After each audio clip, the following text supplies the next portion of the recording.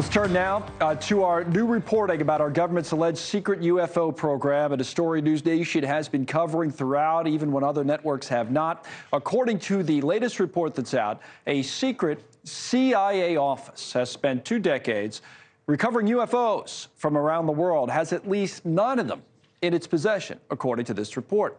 This latest bombshell follows the shocking claims that Pentagon whistleblower David Grush first made right here on News Nation back in June. When you say crash retrieval, what do you mean? These are retrieving non-human origin technical vehicles, call it spacecraft if you will, non-human, exotic origin vehicles that have either landed or crashed. We have spacecraft from another species. We do. All right, let's go down to News Nation senior national correspondent Brian Entin. What more are you learning about this, Brian? Yeah, Connell, we first broke the story with David Grush's interview, which you showed right there, that the United States government allegedly has this crash retrieval program. Now the Daily Mail with this bombshell report that came out today, saying that the CIA has a special office that is in charge of the crash retrievals. It's called the Office of Global Access.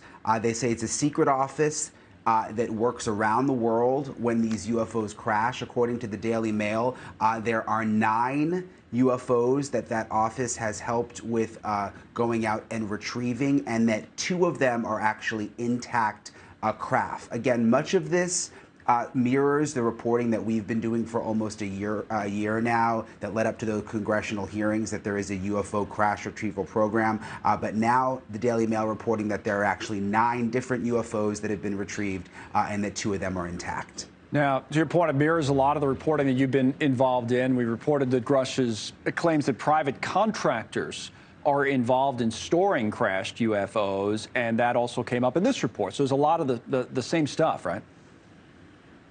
Yeah, it did. And the private contractor element is really important, Connell, because so many people ask, like, how is it possible that all of this could remain a secret, that, there aren't more whistleblowers in the government, that there aren't more people that know about this? And this was brought up in today's report, too. Essentially, these craft are handed off, allegedly, to the private contractors. That way, they're able to be held more securely, away from the government's eyes, and then those private contractors are paid through dark money that is just buried in the defense budget, according to the sources who we've spoken to, and that's how essentially they're able to keep these things secret. All right, Brian Entin, still on this story. Brian, thank you. Right, so UFOs are not new. They're things in the sky that can't be identified. It doesn't mean that they're from outer space. It could mean that they're from a private source somewhere in this country. It could be another country. It could be, I don't know, okay? Back in June, UFO whistleblower David Grush, they tried to destroy his credibility. They could not.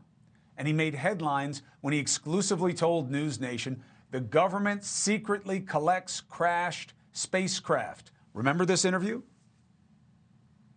By crash retrieval, what do you mean? These are retrieving non-human origin technical vehicles, call it spacecraft if you will, non-human, exotic origin vehicles that have either landed or crashed. We have spacecraft from another species. We do. Now look, I'm not saying that you have to believe him, but he sure as heck knows a lot more about it than you or I do, okay? This is what he works in. But more importantly, we shouldn't be asking the questions. There are people who know the answers. And that's all I've been pushing for here, is that they should be held to account to the people who put them in power. Today, a new report claims that indeed, as Brother Grush mentioned, CIA, secret program, collecting downed UFOs. Multiple sources say that agency, maybe involving others, uses U.S. Special Forces, okay, our best operators. Last time I checked, we don't use them for BS situations, okay? Sends U.S. Special Forces to pick up UAPs and then hand them over to private military contractors to figure out whose they are, what they are, etc. The report claims they've collected at least 9 of these, 2 intact. So why don't we know this? What does this mean, and how do we get more answers? Joining tonight, the man on the front line in Congress pushing for full UFO disclosure, getting people chop-blocking him at every turn, including elected representatives from within his own party, GOP member of Congress Tim Burchett, and the independent journalist who broke the UFO cover-up story wide open when he interviewed whistleblower Dave Grush for News Nation, Ross Coulthart. It's good to have you both. Thank you very much.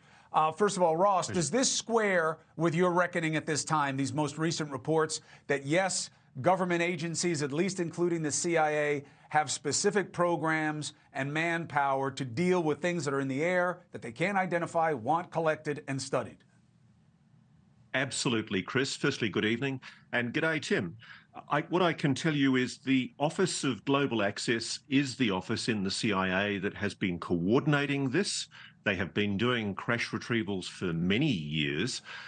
One of the things that I do take issue with in the Daily Mail story today is that they say there's just 9 craft that have been recovered.